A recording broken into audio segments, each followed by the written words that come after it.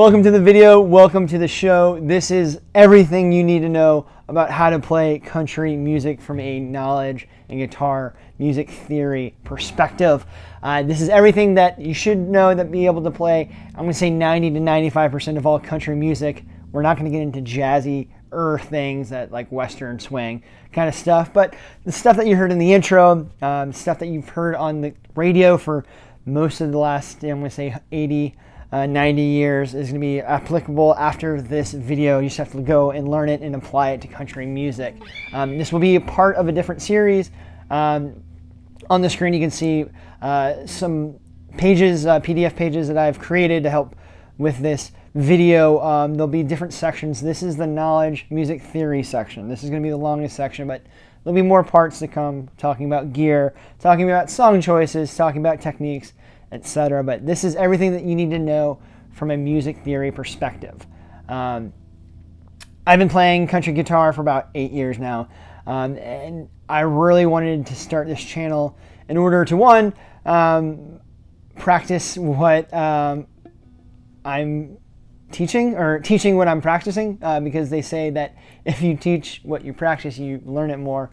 But also there was not a whole lot of information on country guitar when I started. There's a guy named Jim Malone, but other than that, not a whole lot of country dedication here on YouTube. So I'm trying to fill in the gaps here.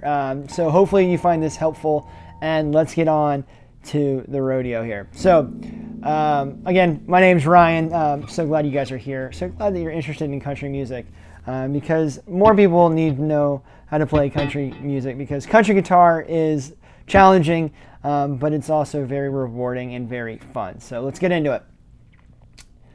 Learning the notes on the fretboard.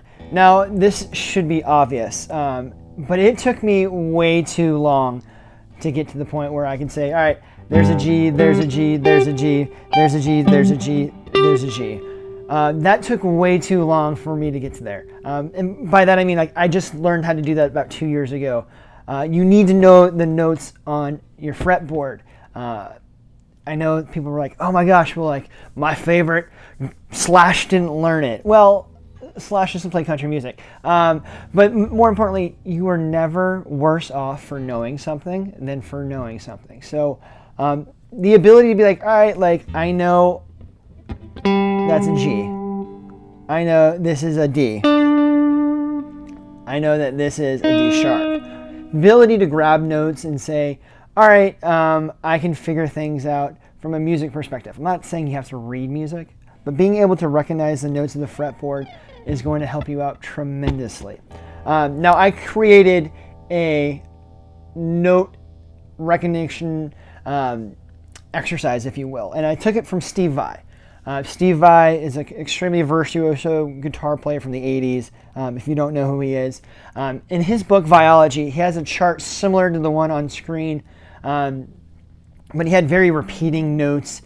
All the notes repeated in different ways. So, he had a G sharp and an A flat on the E string or something like that. So I wanted to simple it down a little bit, because, I mean, you're not really talking about flat notes in country music for the most part.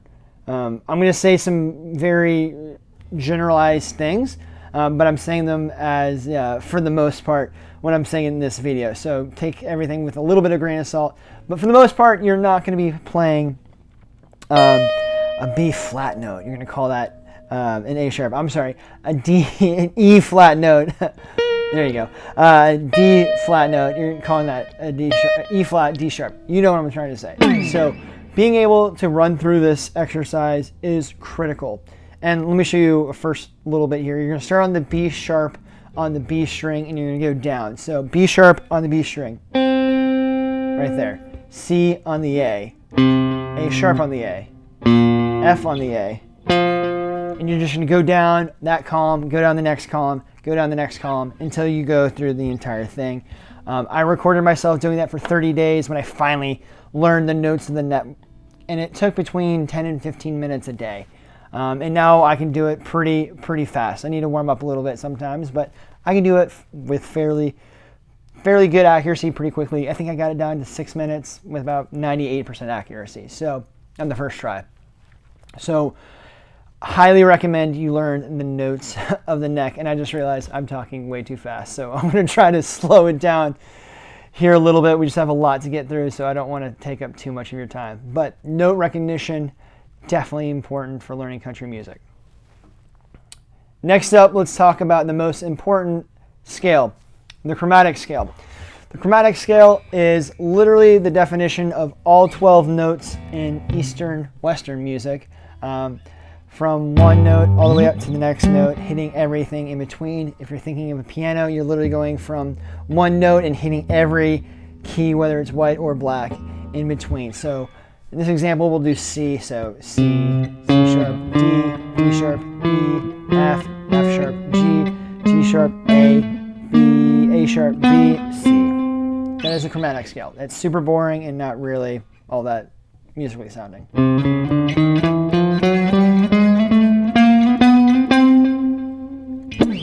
But it's important to know it because you need to know what notes we have available. C, C sharp, D, D sharp, E, F, F sharp, G, G sharp, A sharp, B, and C. There are no E sharps and there are no B sharps. They become F and C respectively. Important to know from a music theory perspective, just so you know what notes we're talking about. And you're like, hey, how come we're not talking about E sharp?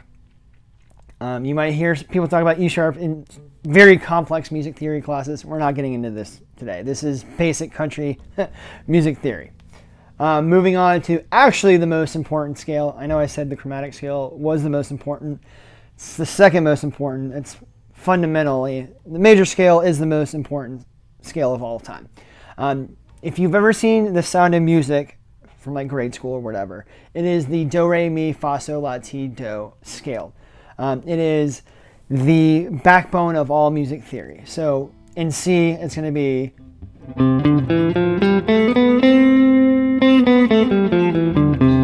the cool thing about C is there's no sharps, there's no flats, so it's just C, D, E, F, G, A, B, C. And when you're looking at the chromatic scale, C to C, it's C, D, E, F, G, A, B, C. And the way that we think about this, and it makes more sense on on a keyboard when you talk about it, but the way to remember what notes of the major scale are, and this works for any note that you start on, is whole, whole, half, whole, whole, whole, half. So what that means is you start on C, you're going to go up a full step, a whole step. And now a whole step is going from one note, two notes. So a half step is, so a whole step is going from C to D. And the reason they call it a whole step is because you're going from a numbered or a lettered note to the next lettered note, skipping over that sharp or that flat note in the middle. That would be considered a half note. So from C to C sharp is a half, but from C to D is a whole. So for C major, whole, C to D, whole, D to E, half, E to F. Remember, there's no sharp or flat.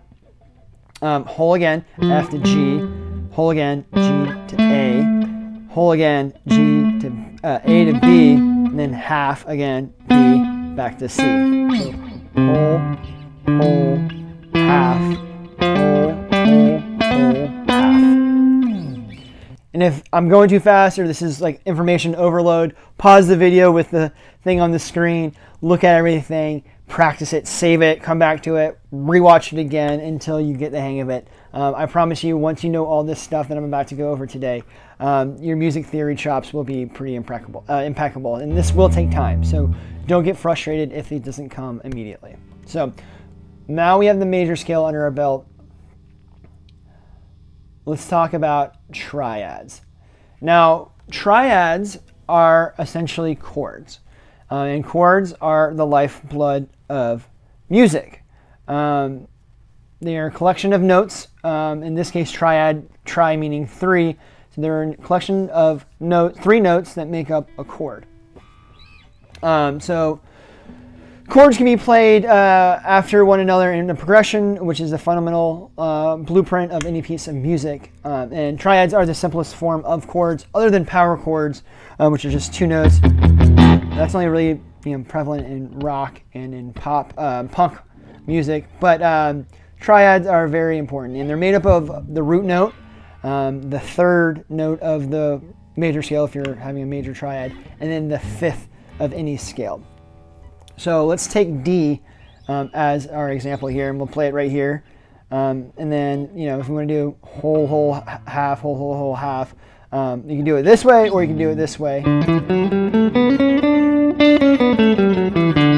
And we'll get to the shapes later on in the video, but just for sake of teaching, that's what that major scale looks like going this way, because you already saw it going this way. So we're looking for the 1.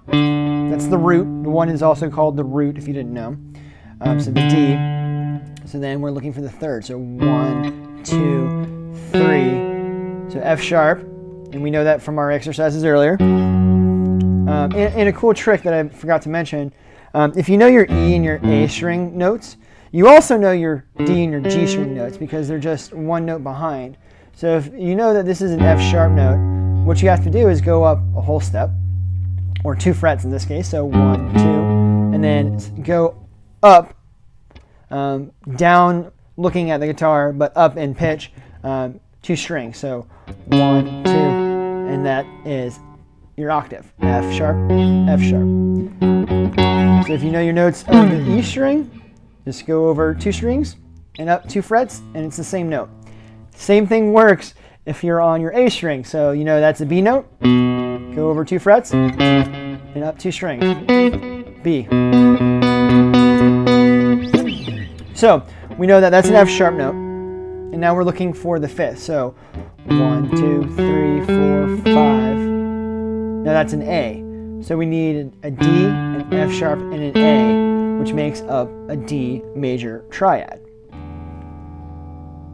So here are the shapes based in C. Triads, they're played on 3 strings because there's only 3 notes. So you can play them on the high E, B, G string set. You can play them on the B, G, and D string set. You can play them on the G, D, and A string set, and you can play them on the D, A, and E string set. So here it is in C. You have your 5th of C, which is going to be G, your root of C, which is C, and then your 3rd of C, which is E. So now we go over here to the root inversion. Before I go any further, important to note that inversions basically just mean what note is on the bottom. So for the first example I showed you is the 2nd inversion, because the 5th is the root note, or the 5th is the lowest note, I should say. And then your root position, call it your root position because the C is the lowest note.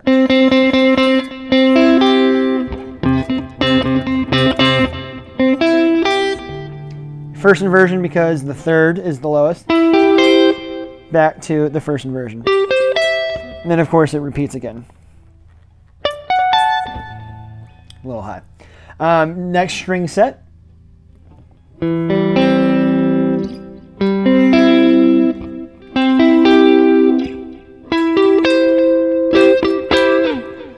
Next string set. And you can tell that's kind of like your basic C chord, just partial.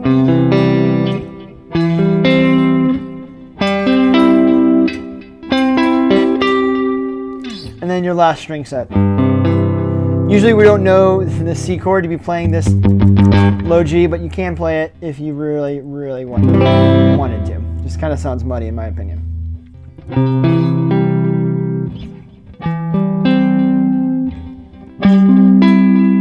And then it repeats up as high as you want it to go. So those are your major triad shapes. The cool thing about it is, that's the C there, the C there. What's really cool is, does that look familiar? These are movable. That's your D shape. Without the, right? So keep that in mind. These are movable. You just got to move it up to wherever the root is. So that's the root there. C, C sharp, D, D sharp, D, F, F sharp, G, G sharp, A, A sharp, B. Keep that in mind. Now let's move on to minor chords, minor triads specifically. Minor triads, like major triads, are fundamental part of music. Whether it's minor or major, you got to have minor and major chords in order to make music. So instead of making your minor triad or your major triads with 1s, 3s, and 5s, the minor triads are just going to take that same scale and then flatten the 3. So it'll be your 1, your flat 3, and your 5. That's the only difference. So going back to D, so D, so have your root 2, 3.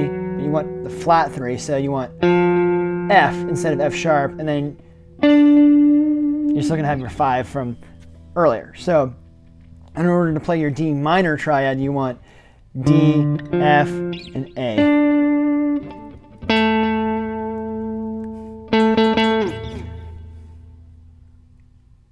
And this is what they look like in C.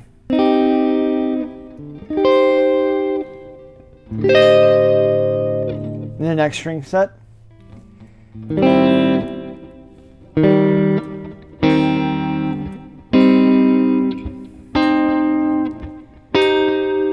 The next string set.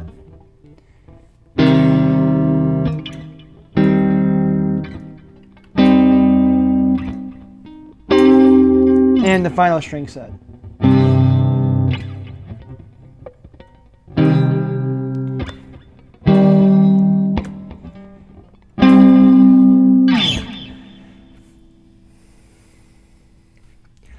Augmented and diminished chords, they're kind of special types of chords that people will use to spice things up. If you think of like major and minor chords, it's kind of like chocolate and vanilla ice cream. Augmented and diminished chords are kind of like mint chocolate chip and pistachio. Some people absolutely love them, some people will hate them, but they do add some more flavor to your music. So in order to make an augmented triad, you basically take the 5th of the major scale and you sharpen it. And then in order to make the diminished triad, you basically take the 3rd and the 5th and you flatten them both. So in order to make an augmented triad in D, you'll take your D, your F sharp, and then instead of your A, you're making an A sharp. And then to make a D diminished triad, you can take your D, your F note, because remember we flattened that earlier, the 3rd, and then you'll take your G sharp. And then these are what your augmented triads are going to look like across the string sets. If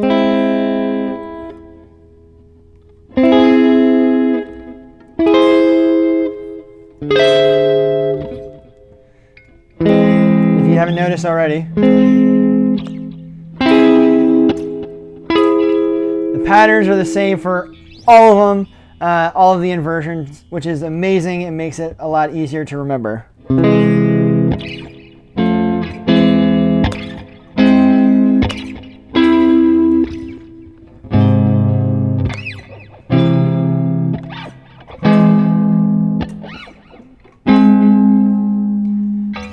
Unfortunately, for the diminished side, it does not work that well. They don't repeat as cleverly.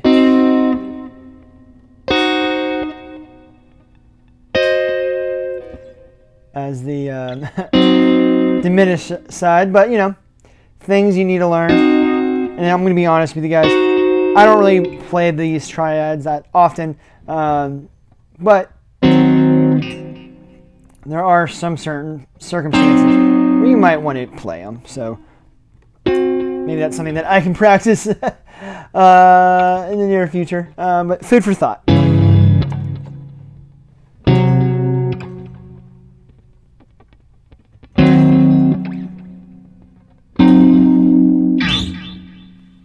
All right, so major chords, we've kind of already established that they are the most important chords in all music.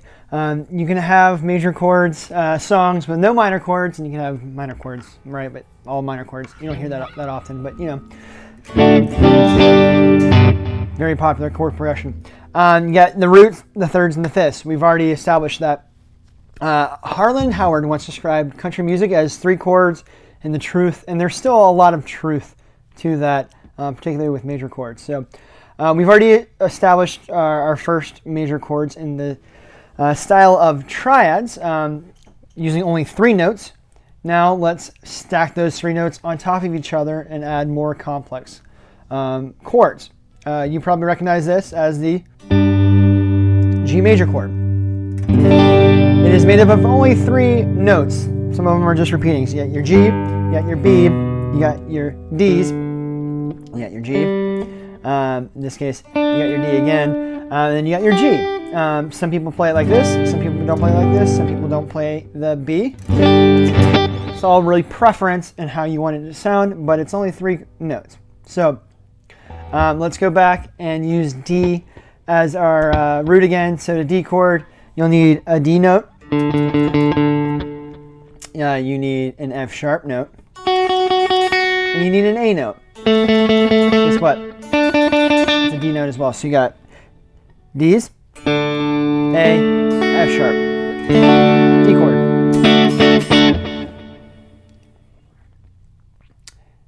And here are our major chords. So here's your A. I usually leave that one off, but it's still technically part of it, right? So A sharp, which, let's be real here, whoever uses A sharp, but you gotta really try there. You got your B. I usually just simplify it, to, I'm playing electric guitar, not acoustic guitar, but good to know. You got your C's. Your C sharp, which is kind of a bit of a stretch. You play the whole thing. I usually just kind of simplify it to this, but the C sharp is in there. You got your D. You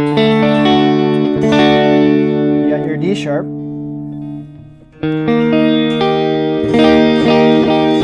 You have your E. You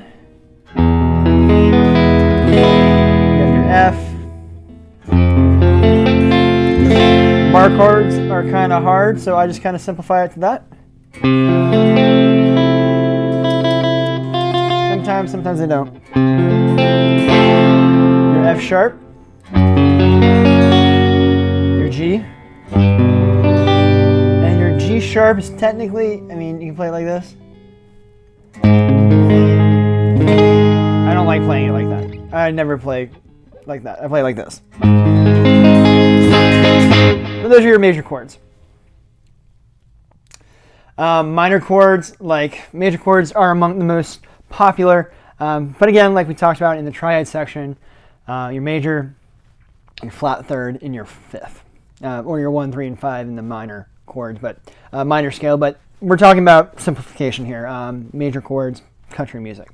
But just for an example, let's take our D minor scale and make the D minor chord. So 1, 3, and 5. So D, F, and A. Well, we already made that earlier, but it's here. It's like this.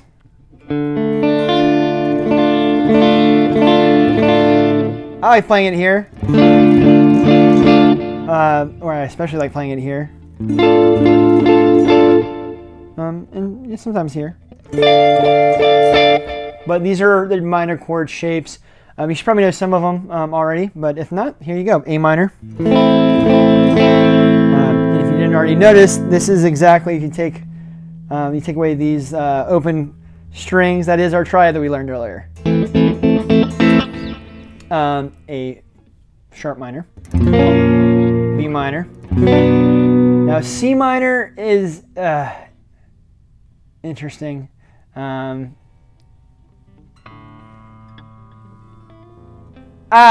don't even bother playing it that way.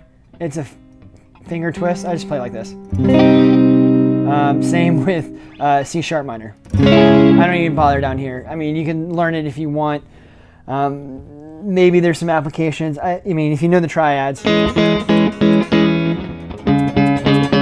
that's good enough for me. And then D minor. D sharp minor, which has that added, there you go, E minor, F minor, F sharp minor. Again, G is another one of those, do you really need to know the G shape like that? It's only really applicable here.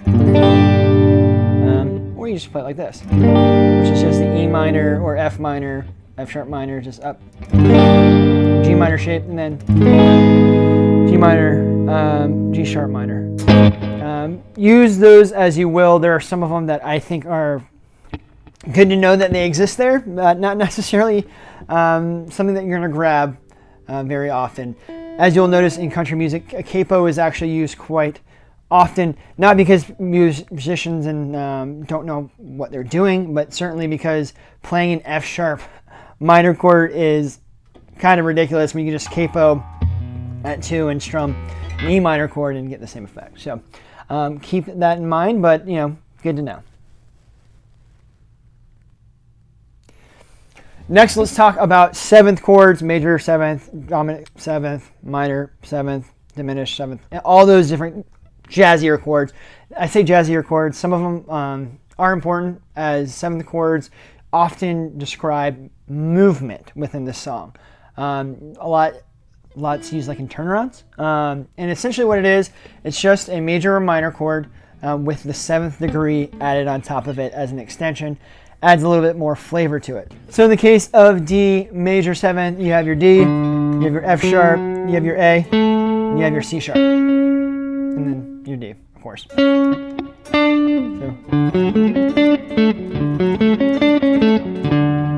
nice little arpeggio for you. So in the case of D major 7th, you have your D note, which is your root, your F sharp, your 3rd, your A, which is your 5th, and then your C sharp, which is your D, which is your 7th note, and then your root back to D. So when playing 7th chords, because there's 4, I typically only play those 4 notes because you can't really fret anything else because you only have 4 fingers really to fret. Most people only have 4 fingers to fret. So this is how I play them. This is all with the root on the E string. So let's switch over to G just to show you, because if I do it in D, I'll run out of room. I just want to show you that you can play in multiple spots. So you got your G 7th, also known as your G dominant 7th. So you have your G. And you can tell that you got some flats. And you got some sharps going on here, all these different versions for different chordal shapes, and I'll explain that here in a minute. But G7 chord right here.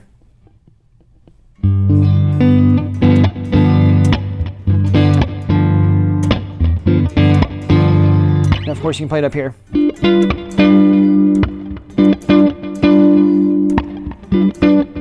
And your normal G major 7 chord looks like this. Really jazzy, right? Also play it way up here.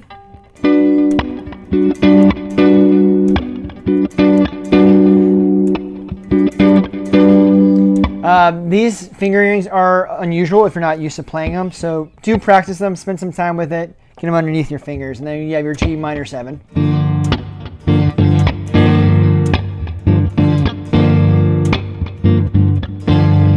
Again up here. Now, you can replace major chords and minor chords with 7 chords. We'll get into that theory later on down the line. But for now, just know these shapes. Let's take a look at the A string, the root on the A. And now that you really think about it, I guess I could have done it in D, since the G here is only once here, but looks like this. On paper, it looks like you need to do it like this, but I just bar this right here, and then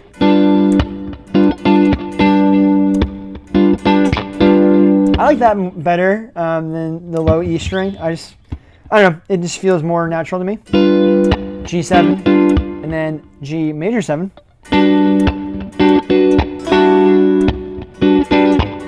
Sharpen that 7 back to natural 7. and then minor 7, flatten that third.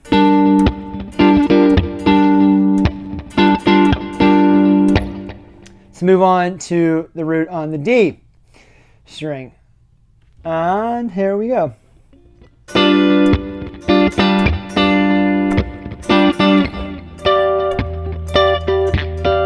That's up there high. Let's go back to the dominant, major 7.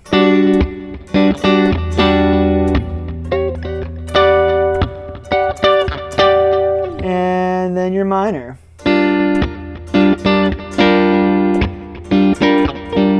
And I'm using my fingers here. You can strum it, right? I don't want you to think that you can only use your fingers. I just find it easier when I'm only playing 4 strings. So those are 7th notes. Next up we're going to talk about is arpeggios. And arpeggios is just a fancy way of saying that you're plucking the chords instead of strumming it. So you take your basic C major chord, like that. That's strumming it. If you wanted to do something cool and arpeggiate it, it would sound like this.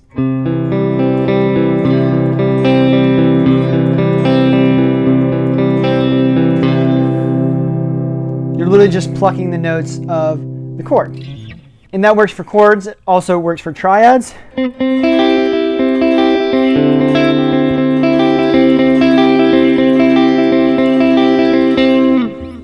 Shout out if you're a real one if you know what that is. But they can also be used to play in, different parts of the neck that's not necessarily triads or chords. You can use them to play scales. Kind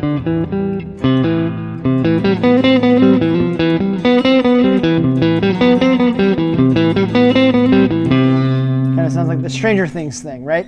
But you got your 1, you got your 3rd, you got your 5th, you got your 7th, and you got your 1.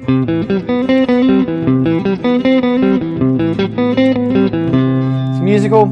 It's a good exercise as well. Basically, something that you can start practicing and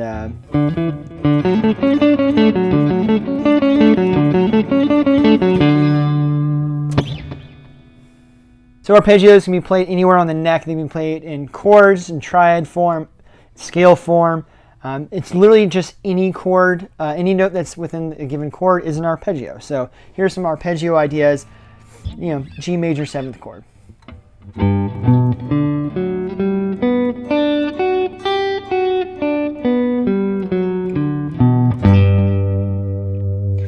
Let's take that and invert it to the next first inversion.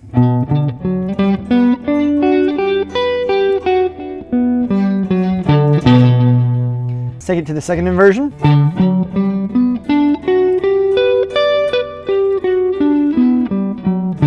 And take that to the third inversion because we have that 7th note.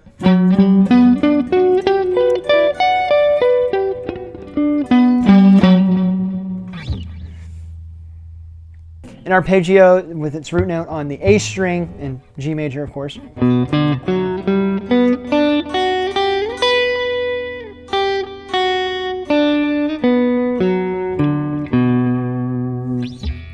The second inversion.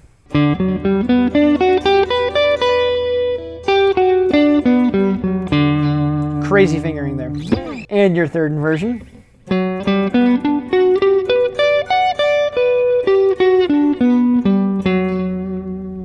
And finally your root position.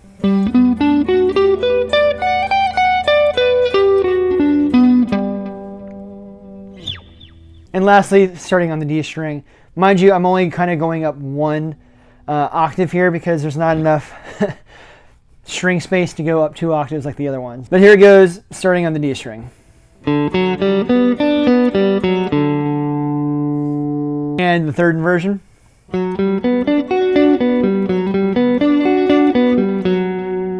The root position.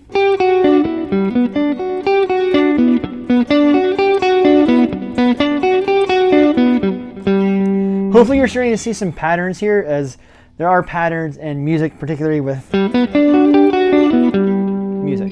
particularly with the guitar and arpeggios. So, all music has patterns, but hopefully you're picking up on them. And now moving on to the first inversion.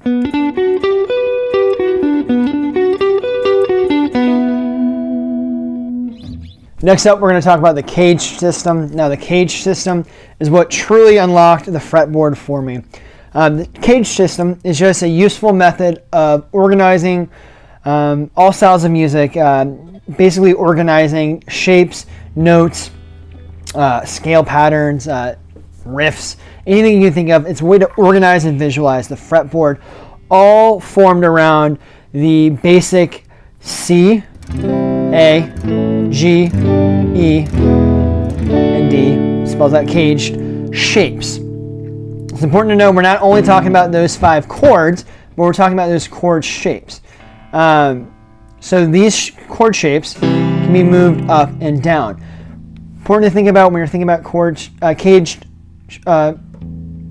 shapes, is view this nut as your finger fretting it down. If you visualize it that way, it will make so much more sense. So we'll take your C chord.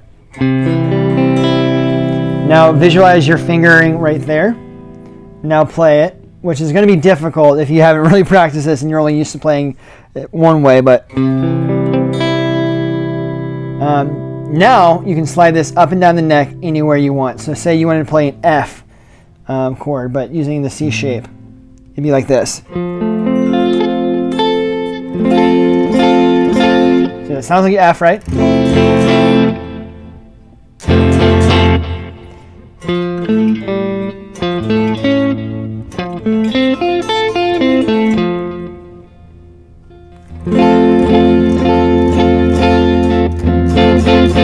Or say I wanted to play it in A. So that's C, A. Picture that. A, A sharp, B, C. You know A.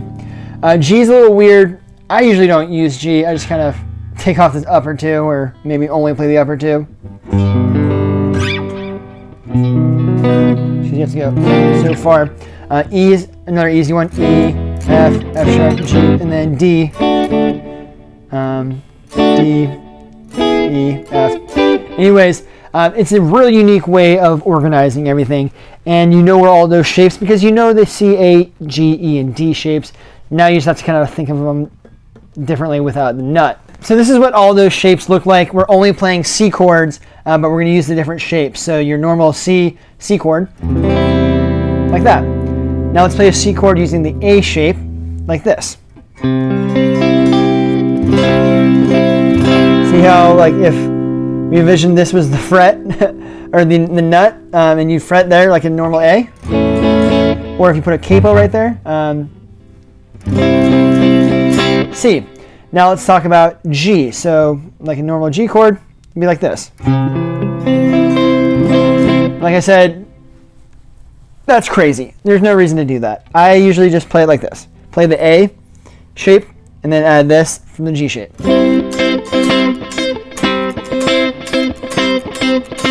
If you know Rascal Flats.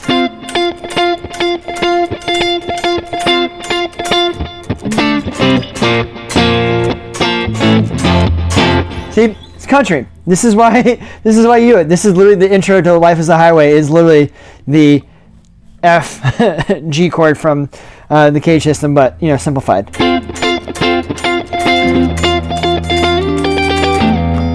Anyways, just a helpful example in case you're like, oh, why would I ever need to use that? Rascal Flats. Did G. Now let's do E. Well, we already did E. Oh, yeah, we're doing it in C, not G. E.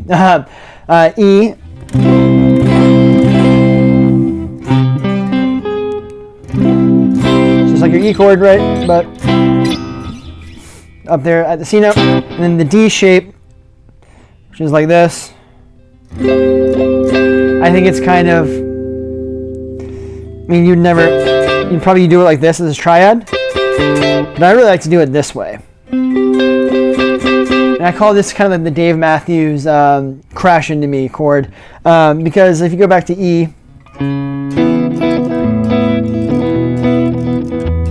he's just using different bass lines, but he's playing the E chord with the D cage shape. So I find it very useful. Another cool thing is it also works on minor chords. So you can play minor chords up and down the neck. Kind of like we talked about with minor chords in the normal shape. Some of them aren't necessarily useful. Maybe more useful as triads. Like the C1. C1 I don't use a whole lot often. A shape one, use all the time. A minor, A minor, C minor, D minor, E, F minor. That one I find is super useful. Again, the G one, maybe good for arpeggios, but that's too much of a stretch. I mean, get out of here. E minor shape, very useful. Use that one all the time too. Especially this kind of like half inverted one, but or not half inverted one, half of the E minor one, and then D minor also fairly straightforward as well. Again, you can move them up wherever you want. So you're in C, C sharp, D. You're back in G minor, A minor, F minor. So that's going to take a while because they're different. They're different chords that you're used to than just strumming cowboy chords, but they're the same shape. It's just that you've always had the nut to worry about it for you. So what I found was super useful and helpful for me learning this. We'll get into that later. Next up, let's talk about the pentatonic scales. Now, the pentatonic scales are usually the first scale that people know, and it's usually A minor pentatonic. It's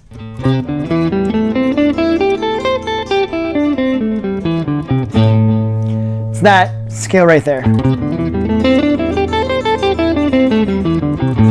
That's usually what people say, hey, I want to learn how to solo.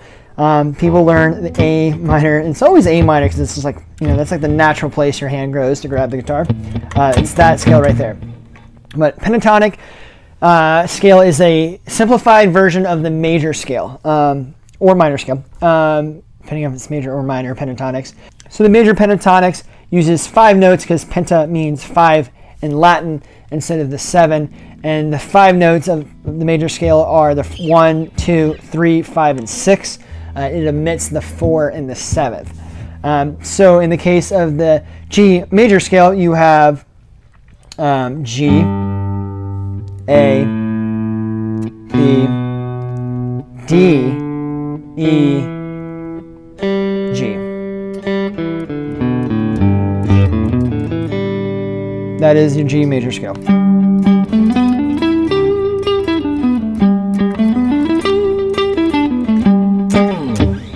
So here are your major pentatonic scales tied to the cage shapes that you learned earlier. So here it is in C.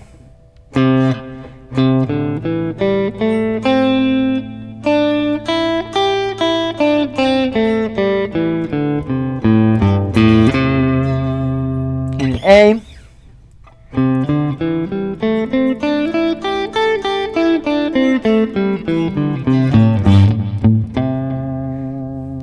Your G shape.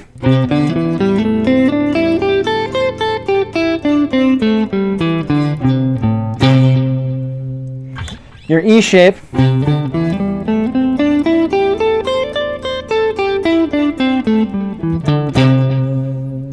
And your D shape.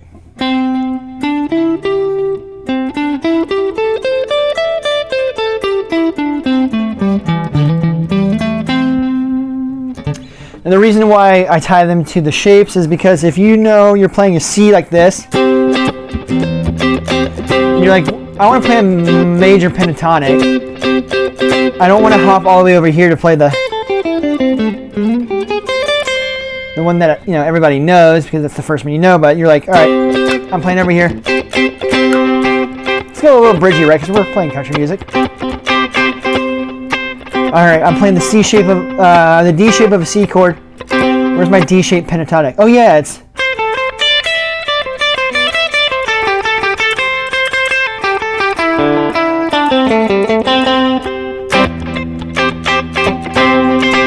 That way you don't have to go hunting down to your normal box. You can just check it out, what's over here, what's unique about this part of the neck, and not have to move that far. Guess what? Same thing works for minor pentatonics. Cool thing about minor pentatonics, major pentatonics, they're the same shapes, they're just different orders, right? So for C minor, you have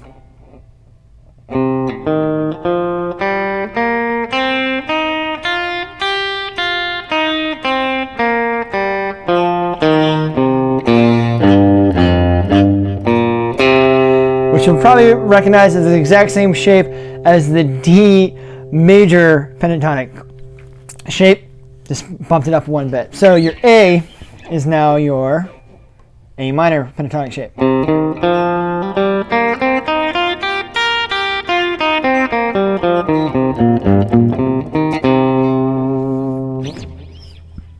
Your G shape.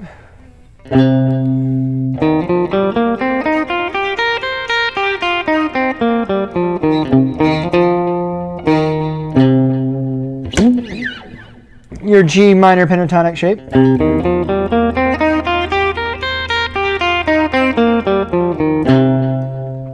Your E minor pentatonic shape, which you'll recognize as the normal box, right?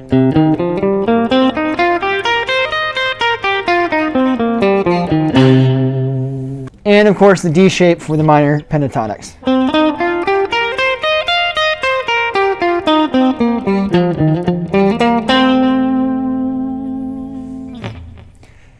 So cage scales are very similar to cage pentatonics and cage chords. It's just a way of thinking about the major and minor scales up and down the neck in the same fashion. Think of them kind of like cheat codes where you can play your favorite riffs, solos, chord progressions up and down the neck. So like something like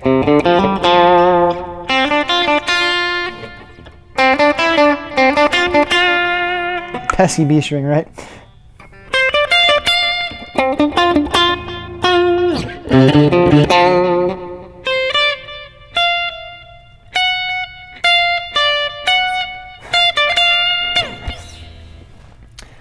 So again, like the other cage notes, they use the C's shapes, the A shapes, the G shapes, the E shapes, and the D shapes. The way that I learned all this cage stuff really easy was 2 songs. It was Sample in a Jar by Fish, the jam band.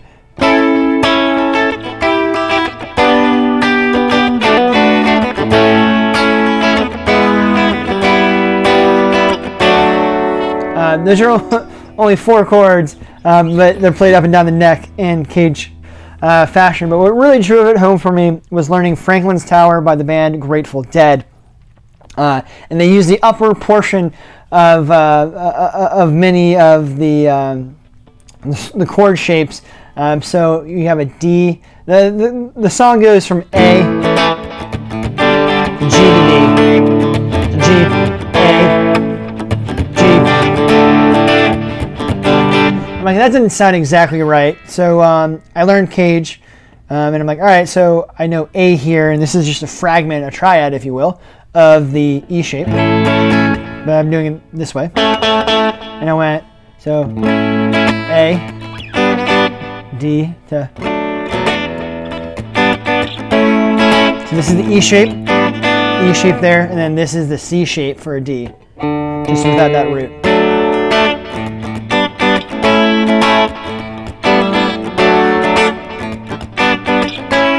So I'm like, okay. That sounds closer than. So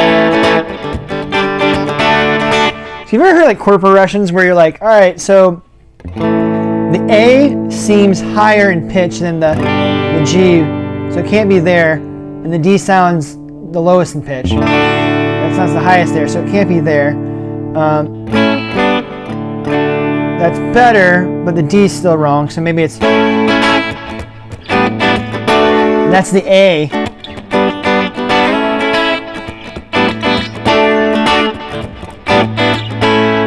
So that's A right there. It's a D chord, but it's the A shape, right? I'm like, oh, that's a lot of movement, so maybe it's something like.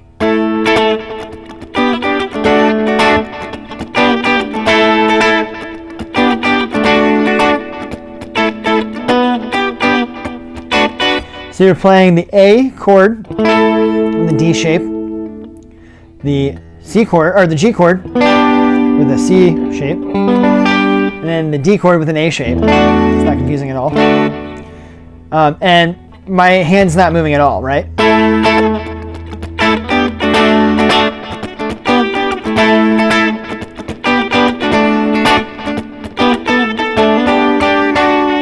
I'm like, all right, that's pretty close. My hand's not moving at all, but maybe I try it one more step further, and I'm like,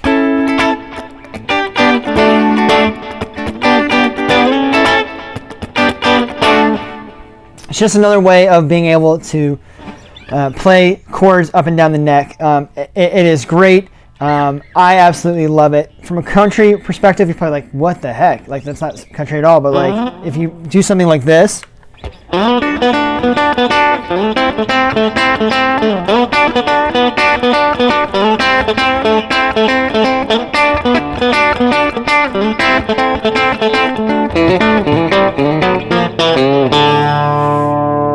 that was thinking in Cage, right? Because like, if I had a backing track, it'd be, you know,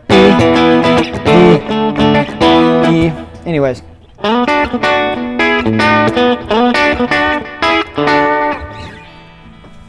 Think about it, like I said, you're going to be a lot better off if you know those and you can play your chords wherever you want, because you can also arpeggiate those, right? And when we get to the technique, we can talk about like banjo rolls, right?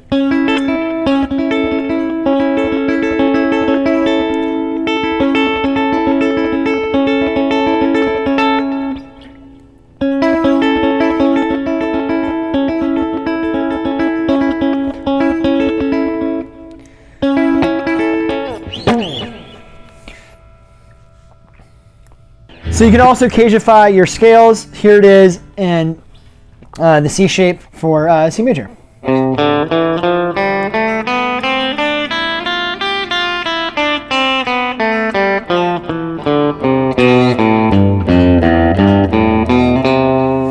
And the A shape.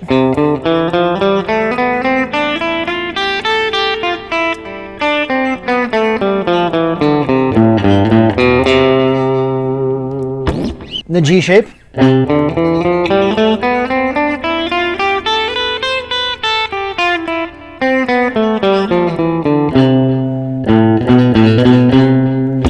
The E shape.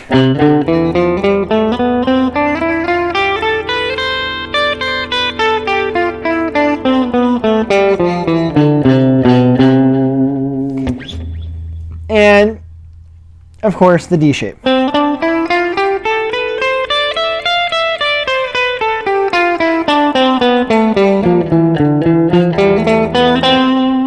You can probably tell, very similar to the pentatonics, just adding a few more notes. You can also do the same with the minor scale.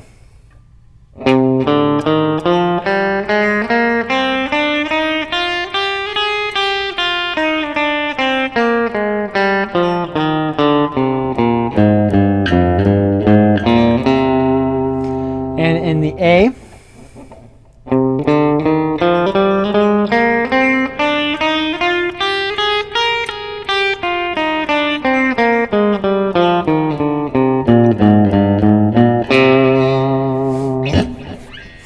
do it in the G shape.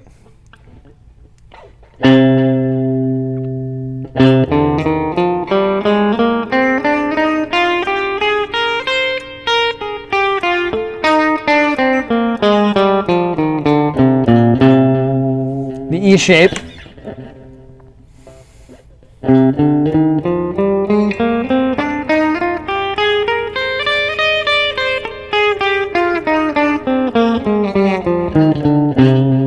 And of course the D shape.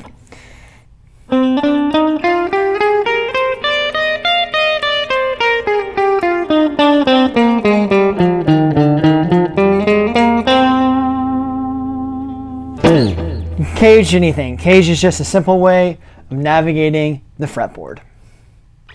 And the last thing I'll say about Cage is knowing the notes, the shapes, and the corresponding scales and pentatonic scales that go with it will make navigating and traversing the fretboard so much easier, so you don't have to go hunting for, you know, a certain shape that you know really well. If you can pair up those scales, pentatonic scales, minor scales, all those scales with the shapes, you'll be in a great place. Like I said, pentatonics, caged, scales, they all go hand in hand. The cage system is just a way to navigate the fretboard. All right, next we're going to talk about the blues scale. Now the blues scale is very popular in blues music. Of course, blues-driven rock and roll as well. But it's also popular in country music because you're going back and forth between major and minor in country music.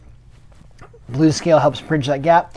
But also, country music also has inspiration from rock and roll music as well as pop music. As every genre kind of pulls from one another. The Bakersfield sound was one of the first country acts, if not the first country act to start pulling from rock and roll as well. So knowing the blues scale will help you in your country playing journey.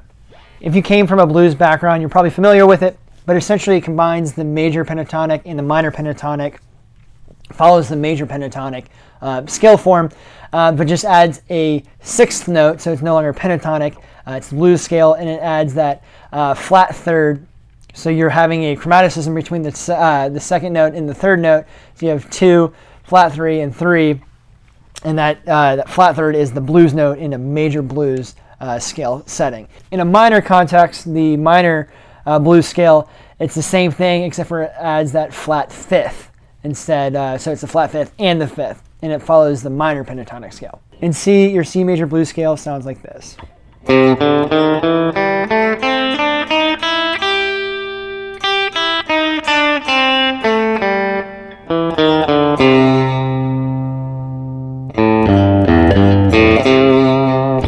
And the A shape.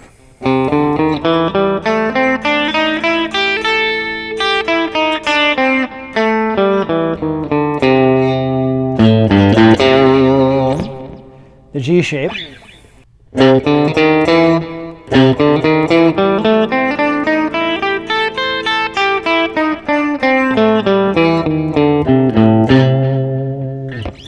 The E shape.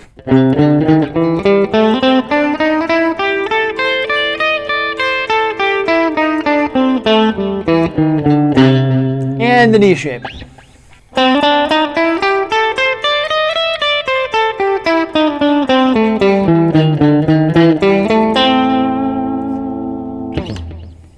Same can be said for the minor blues scale. Here it is in C.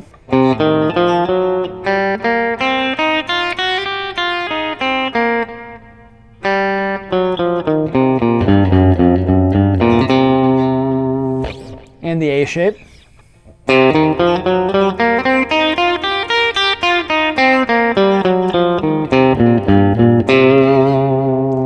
The G shape.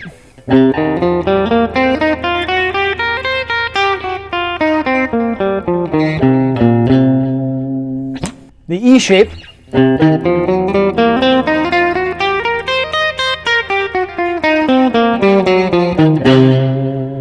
And the D shape.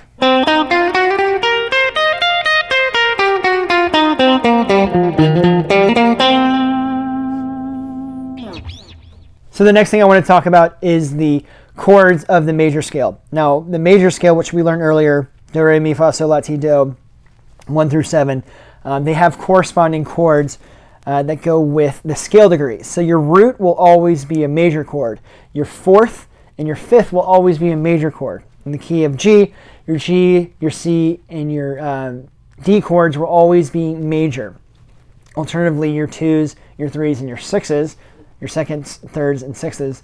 So A minor, B minor, and E minor, which you can already guess, it's always going to be minor. And your 7th is always going to be diminished. So let's play our normal G major scale. Now you can play the scales but with chords. So G minor, C,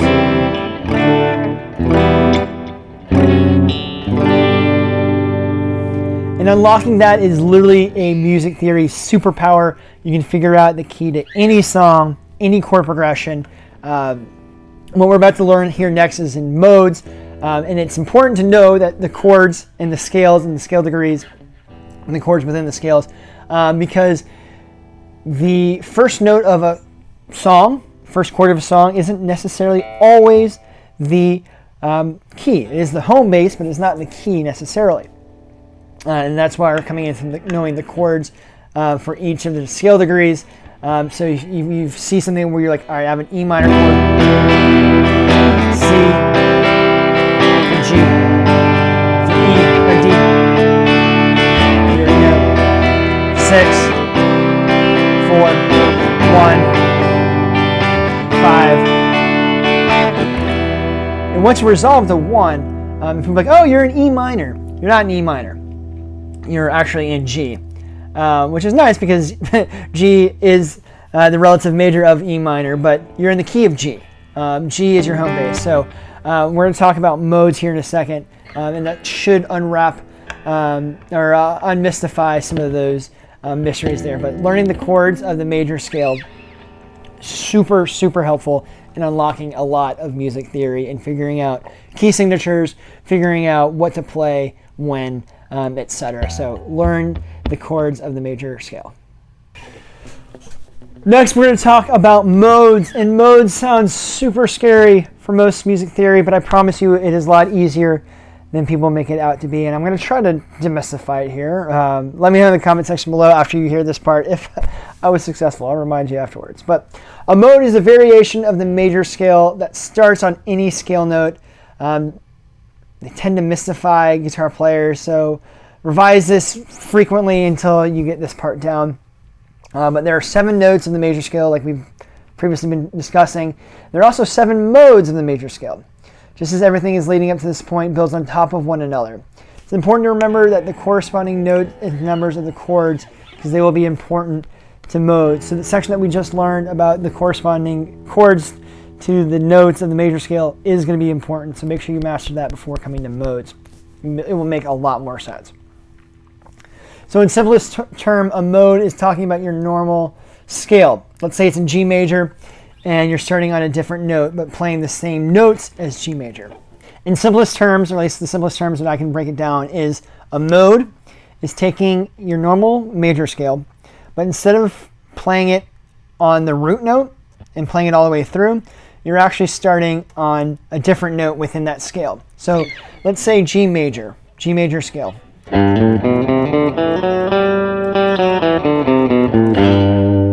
G major. But let's start that same scale, but let's start on the A note. So it's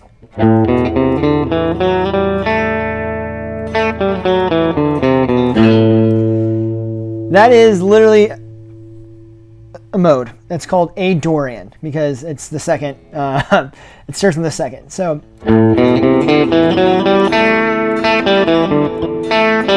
whoops. You might be thinking to yourself, wait a second, Ryan, that doesn't resolve. It tends to want to go back to G, and it does. But if you play that same scale over an A minor chord, so let's see if I can go.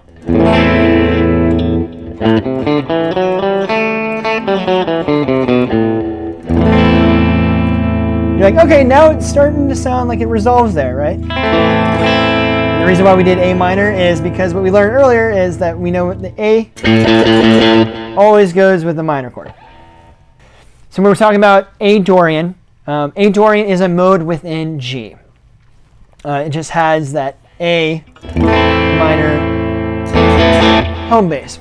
Kind of like when we talked about earlier when we had that E minor to C to G to D. A was like kind of the home note, but the key was in G, so that was actually an E Aeolian. Yes, E Aeolian. It was in the key of G, but you could also think of it as E Aeolian. Can be E minor, E Aeolian, because the home bass, the home note, is the total center is E minor, but the key signature is still in G. So when you play that chord progression, you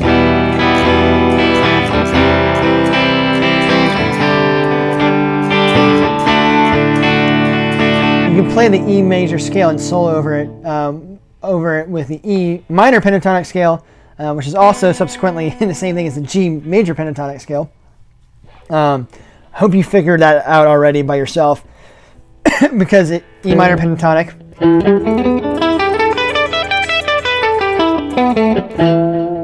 is the same as a G major pentatonic.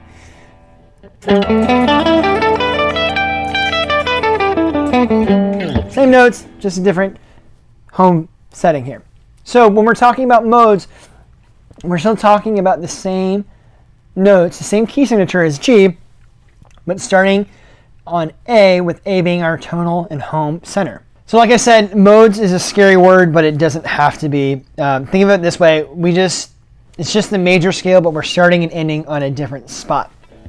And each of these different spots, the scale degrees of the major scale, have different corresponding modal names and modal chords.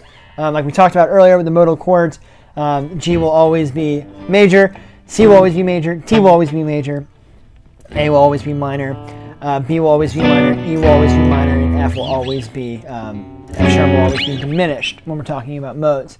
So when we're talking about modes, G, the root, whatever, it's always going to be called Ionian. These are Greek words, but just basically means like, hey, like we're playing in G Ionian. If you ever hear that, we're playing in G major. And G's the key signature, but it's also the home base, so you're good there. Going to our second note, A, always going to be minor, and it's going to be called A Dorian. B is going to be called Phrygian. It's going to be the third. It's always going to be a minor chord. C is Lydian, major. D is Mixolydian. You've probably heard that one before. E is Aeolian, and F sharp is Locrian, and that's going to be the diminished chord. So come back to this a few times. It took me a couple of weeks to finally click, but it will help you understand chord progressions. It will help you understand key signatures. The best way that I figured this out was through the whipping post by the Allman Brothers. The chord progression is A minor, B minor, C, B minor, A minor, B minor, C, B minor, A minor. And I always were like, why does A pentatonic not sound perfect there? A minor pentatonic. And it's because the key is not in A minor. It is not an A minor song. It's an A minor mode.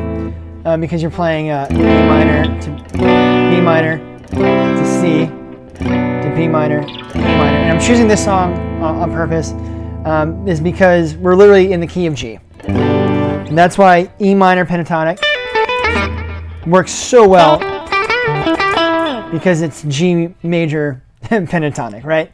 You're just trying to think of it in A minor. It is a modal chord progression. A minor.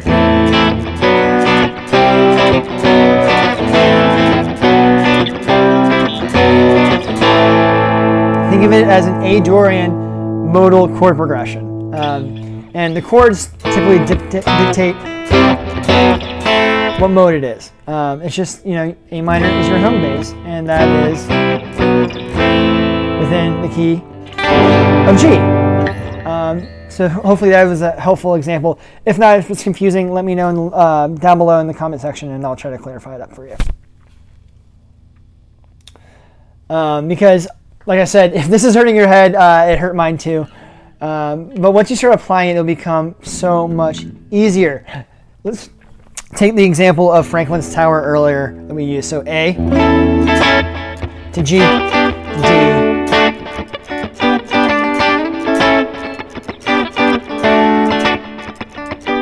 I know you're probably thinking like, Ryan, we're talking about country music. Why are we bringing up the Grateful Dead?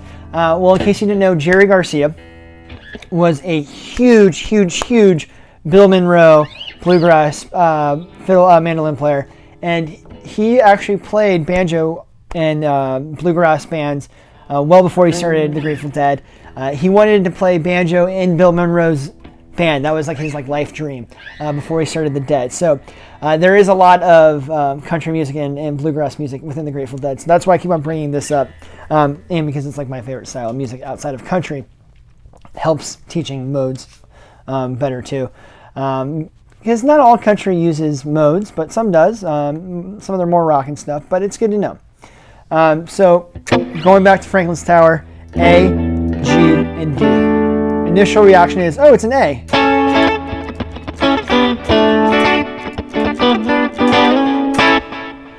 But that falls apart the second you look at the A major scale. A, B, C sharp, D, E, F sharp, and G sharp. For one, we know for sure that that is an A. For sure that's a G chord. Now, it doesn't go A to G minor.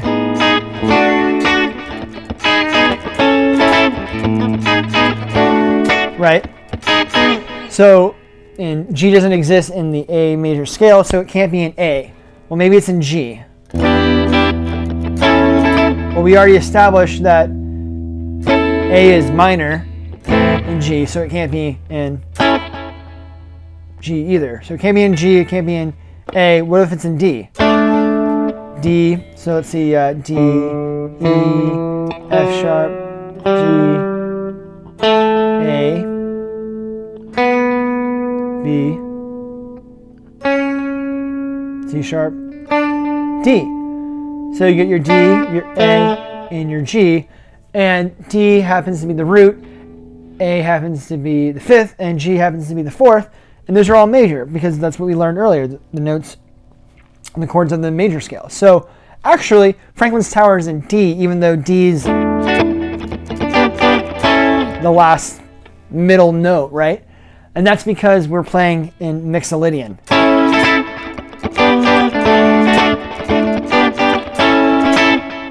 A happens to be the home chord, the fifth chord, which is the Mixolydian. And Mixolydian happens to go with a lot of jam band and rock and roll music, so that makes sense. So that's a good way of applying the modes to figure out key signatures, knowing what to play, because when you know the chords, you know what key you're in, you know what scales to solo over, you know what chords to use, you know what chords to...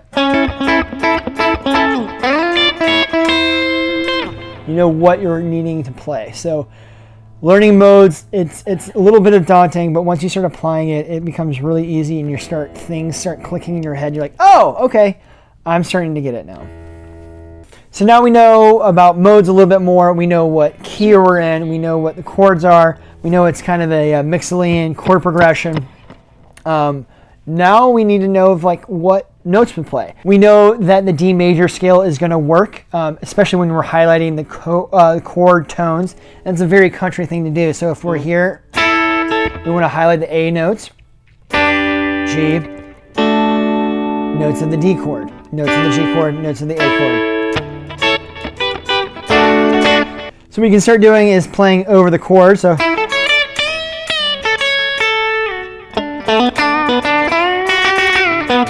can start playing the pentatonics.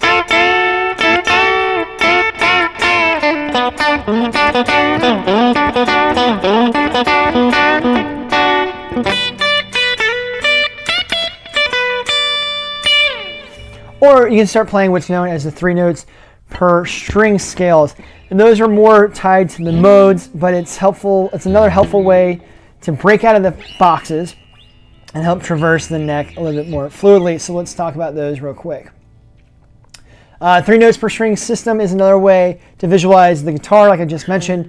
Depending on who you ask, some say it's superior to the cage system. Some people say it is inferior. Me personally, I use both. I think both are very helpful and useful for their own kind of degrees, whether it's soloing, improvising, etc. So where cage is based off of the chordal shapes, the 3 notes per string system is based off of the 3 notes per string patterns, hence the name. And the 3 notes per string is often used to traverse the neck from one end all the way to another. And I find it easier to play the modes with the 3 notes per string. So like anything, you're always better for knowing more information than less. The cool thing about the 3 notes per string scale is it uses the modal names for the different shapes. So going back to G, it looks like this. This is G Ionian shape. Major scale, right?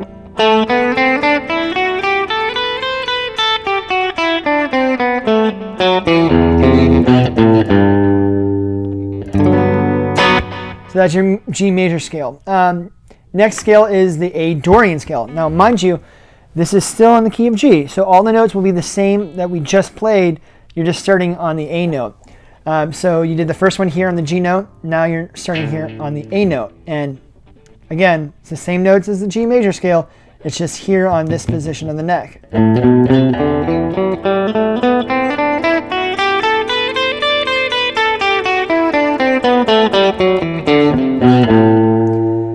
So you can literally go in between like a...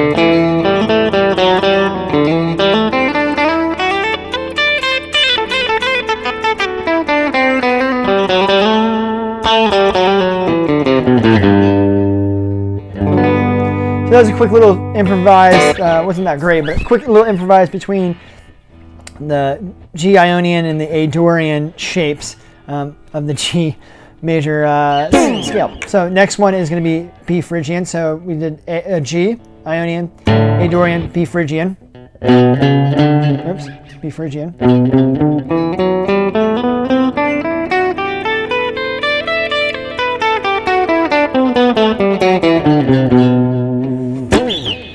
Later on, if you want some more advanced music theory, we put those chords behind it and you can start hearing the different sounds of the different modes. Right now we're just thinking of modes of how to navigate and traverse and use that across the fretboard in a country setting. So if you're interested in more deeper dive into modes, leave a comment down below. Next is going to be C Lydian to go up to the C note, and we're going to play this.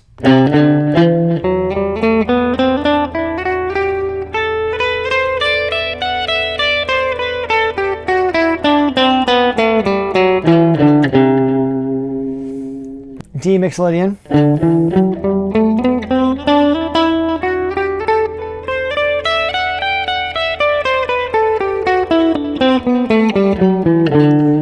E Aeolian.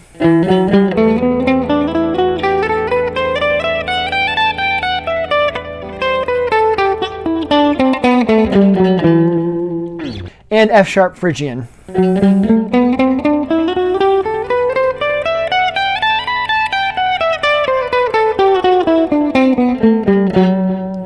Repeats itself all over again. But that's just an easy way, if you learn those shapes, easy way to start soloing from here all the way up to here without really having to think about it. That's it. That is the complete country guide to music theory. It gets you through 90-95% of all country music songs. Now, knowing the theory is half the battle, but the other part of it is knowing the technique. So check out this video here. It is essential country guitar techniques that you need to know. And if you want the full breakdown of all my country guitar lessons, check out this playlist over here. And I'll see you in a future video. And until then, let the music play.